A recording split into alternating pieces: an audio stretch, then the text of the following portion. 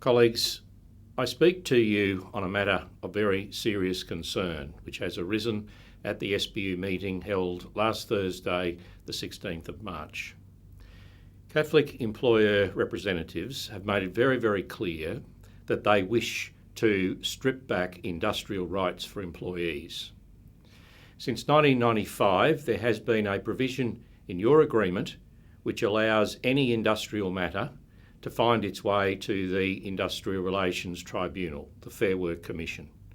Catholic employers are now intent on removing this provision from your agreement. So we now have 4 matters which are at stake in these negotiations. There remain the key issues of wage increases, the key issue of classification structure and wage justice for school officers, and addressing with a meaningful intervention the critical issues of workload and work intensification. Employing authorities have now added a 4th matter which is at stake, and that is that they wish to strip you of long-held industrial rights. Now, as a union, we will respond to this and we will communicate with you and seek your assistance and action to push back on this really, really critical matter that the Catholic employers have introduced in negotiations.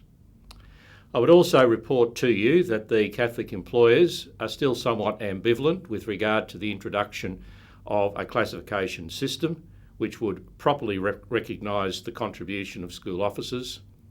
And I can underline the point that there is nothing, not a single thing on the table from Catholic employers with regard to how to make a meaningful intervention in workload and work intensification. In fact, at best, there is pushback on very straightforward positions which we have tabled on your behalf.